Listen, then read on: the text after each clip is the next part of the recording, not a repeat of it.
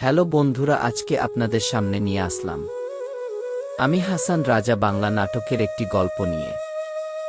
নাটকটির নাম ইতি আবির। তো দর্শক, কথা না বাড়িয়ে আমরা মূল নাটক রিভিউ করে শোনাই। ইতি আবির। ইতি আবির নাটকটি বর্তমান সময়ের সম্পর্কের টানাপোড়ানো, ভুল বোঝাবুঝি এবং আবেগের এক গভীর সংমিশ্রণ। নাটকের প্রতিটি দৃশ্য যেন দর্শকের মনে এক অদৃশ্য দাগ কেটে যায়। নাটকটি মূলত আবর্তিত হয়েছে আবির নামক একজন মানুষকে কেন্দ্র করে, যার জীবনের প্রতিটি মোড় নাটকীয়তায় ভরা।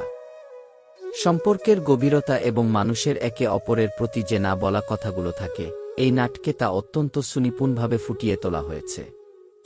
আবিরের জীবনের চড়াই উতরাই এবং তার সিদ্ধান্তের প্রভাব অন্যের জীবনে কিভাবে পড়ে, তা এই নাটকটিতে বোঝানো হয়েছে। অভিনয়ের উৎকর্ষতা। নাটকটির অন্যতম শক্তিশালী দিক হল এর অভিনয়। প্রধান চরিত্রে আরশ খান অভিনয় করেছেন। তিনি আবিরের চরিত্রটিকে নিজের ভেতর ধারণ করে দর্শকের সামনে হাজির করেছেন। তার অভিব্যক্তি, সংলাপ বলার ধরন এবং নীরবতার মুহূর্তগুলো অসাধারণ ছিল।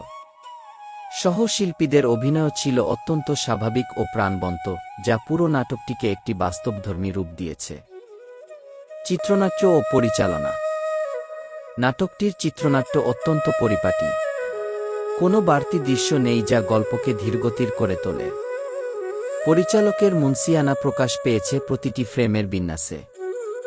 দৃশ্যগ্রহণের ক্ষেত্রে আলোর ব্যবহার এবং লোকেশন নির্বাচন গল্পের বিষণ্ণতা ও রোমান্টিকতাকে দারুণভাবে ফুটিয়ে তুলেছে। নাটকটি কেন দেখবেন? বাস্তবসম্মত সংলাপ। জীবনের কঠিন বাস্তবতাকে খুব সহজ ভাষায় প্রকাশ করা হয়েছে। আবেগঘন মুহূর্ত। যারা ড্রামা ঘরানার নাটক পছন্দ করেন তাদের জন্য এটি একটি মাস্ট ওয়াচ।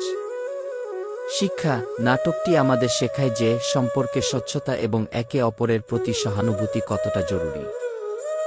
সামগ্রিক মূল্যায়ন। ইতি আবির একটি সময়োপযোগী কাজ।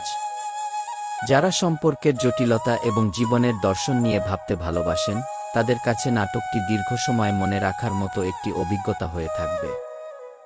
আপনি কি এই নাটকের নির্দিষ্ট কোনো চরিত্রের অভিনয় বা গল্পের কোনো বিশেষ দিক নিয়ে আরও বিস্তারিত জানতে চাচ্ছেন? তাহলে কমেন্ট করে জানান আর আমার চ্যানেলের সাথেই থাকুন। ধন্যবাদ।